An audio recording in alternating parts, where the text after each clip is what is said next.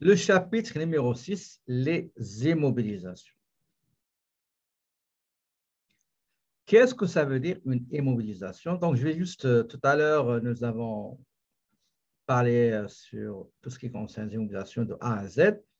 Ici, je vais juste vous présenter qu'est-ce que le manuel dit à propos de ce chapitre-là.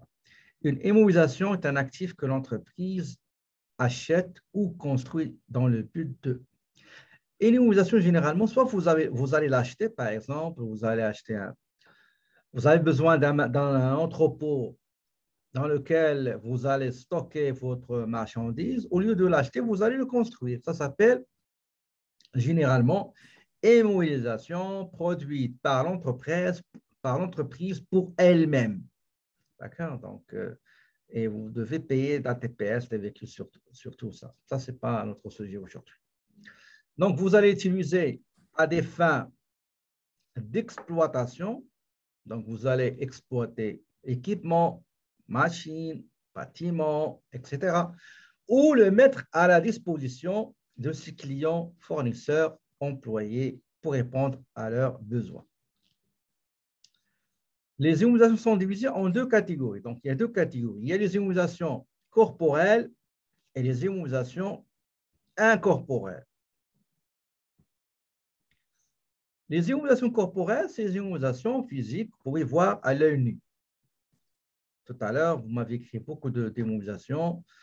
90%, c'est des immobilisations corporelles. D'accord? Par exemple, terrain, mobilier, matériel de bureau, matériel informatique, équipement, installation, machines, matériel roulant, ex-bâtiment, terrain, etc. Tout ça, vous pouvez le voir, que ce qui est palpable, qui est physique, vous pouvez toucher, voir à l'œil nu. Il y a aussi, dans ces immobilisations corporelles, il y a deux types. Il y a les biens meubles et les biens immeubles.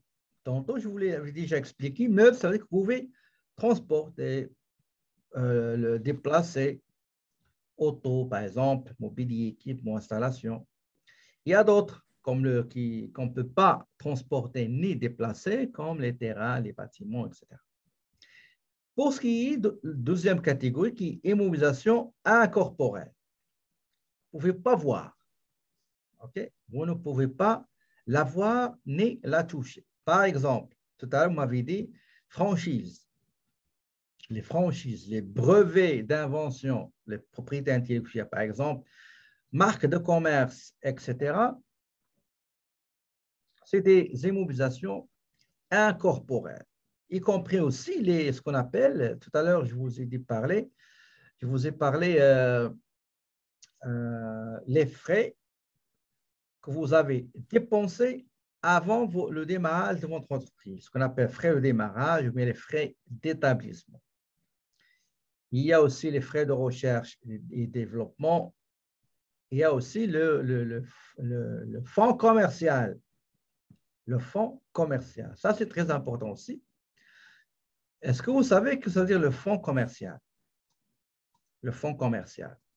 Donc, c'est ça. Ça, c'est les différents types d'immobilisation. On va voir autre chose. Les trois catégories d'immobilisation. Les trois catégories d'immobilisation.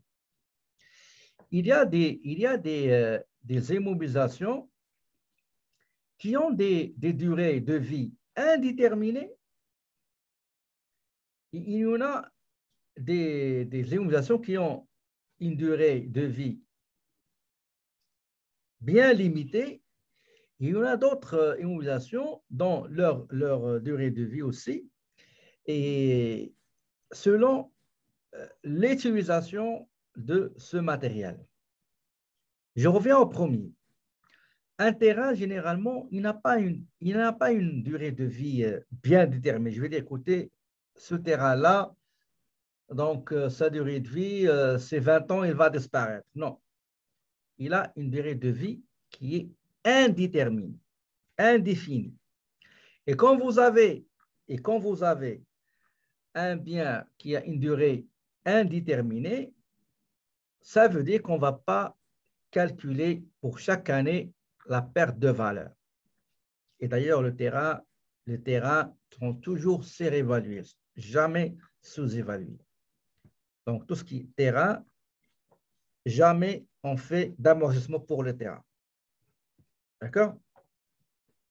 Maintenant, pour l'autre immobilisation, qui a une durée déterminée, on dit une voiture, il a, par exemple, une durée de vie de 5 ans.